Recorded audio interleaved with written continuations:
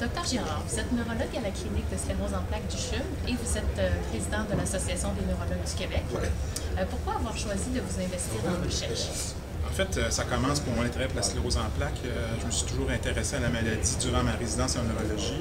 Il y avait des raisons familiales derrière ça aussi. J'ai des cas dans ma famille. Je suis donc personnellement été touché par la maladie.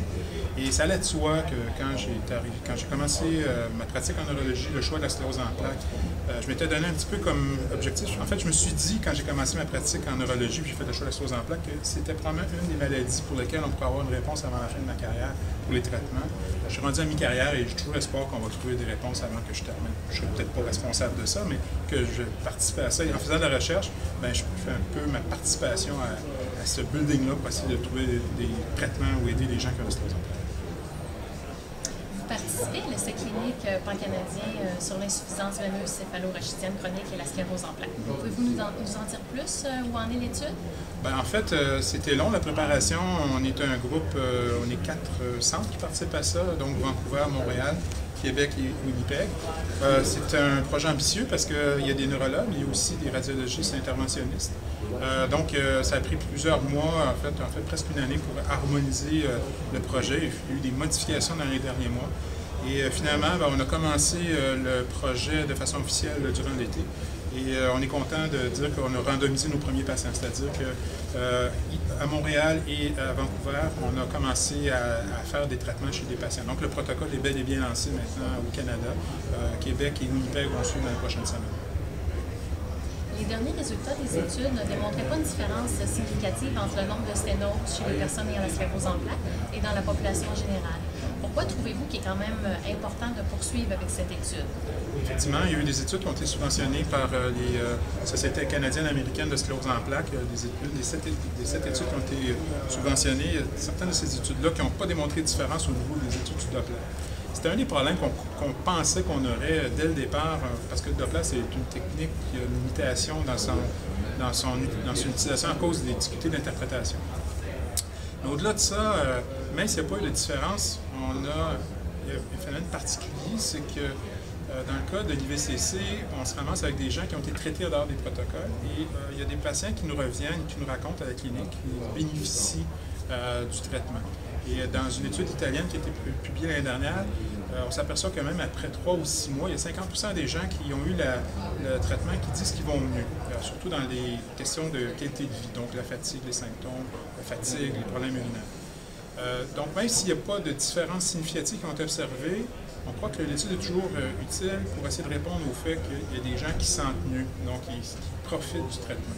Alors même si on ne voit pas de différence, on a quand même des patients qui se sentent mieux. Le but de l'étude, ça va être d'essayer de répondre est-ce qu'il y a effectivement quelque chose de valable derrière ça, et si oui, comment. Alors ça va être le but de l'étude. Donc à suivre. Oui. Est-ce qu'il est encore temps de s'inscrire pour y participer aux 4 sites, aux 4 cliniques qui Oui, on a actuellement une banque de patients qui existe. C'est sûr que nous, à la clinique du CHUM, on a une priorité à nos patients. Actuellement, on est en train d'évaluer nos patients. On a aussi des patients qui viennent de d'autres cliniques. Mais effectivement, s'il y a des gens qui sont intéressés, ils peuvent contacter, soit via vous, via la société, ils peuvent nous contacter à la clinique du CHUM. Il faut savoir qu'il y a des critères pour faire partie de l'étude. Donc, dans un premier temps, si les gens font l'appel, il y a des questions qui vont être posées par nos infirmières pour voir si on répond aux critères pour avoir décidé si on peut passer plus. Il y a toujours de la place, effectivement, parce qu'on doit rencontrer un nombre minimum de 25 patients dans l'étude. Mais pour arriver à ce nombre-là, il faut évaluer plusieurs patients, parce que c'est pas tout le monde qui peut profiter, en fait, de l'étude. Donc, Québec, Winnipeg, Montréal et Vancouver. Exact. Oui. Parfait. Quels sont vos défis actuels? Quels sont les enjeux dans votre pratique? Le monde de la sclérose en plaques actuellement est en plein changement en termes de traitement. On a beaucoup parlé de l'IVCC dans les dernières années, mais derrière tout ça, il y a eu beaucoup de développement en traitement en sclérose en plaques. Et on le voit là. Nous, ça fait des années qu'on parle des nouveaux traitements qui vont arriver sur le marché. Cette année, on a vu l'arrivée de nouveaux traitements. Il y en a plusieurs autres qui vont arriver. L'approche des thérapeutiques des gens en sclérose en plaques va complètement modifier.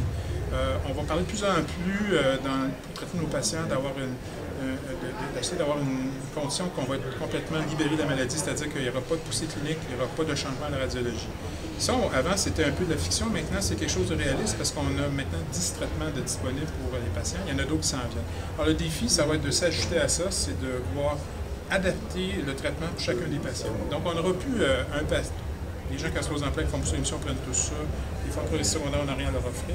On va pouvoir jouer avec les traitements puis adapter les traitements pour chacun des individus. Ça va être le défi qu'un neurologue qui fait la sclérose en plaques doit avoir dans les prochains mois, les prochaines années. C'est comment on va s'adapter, comment trouver le meilleur traitement pour un patient.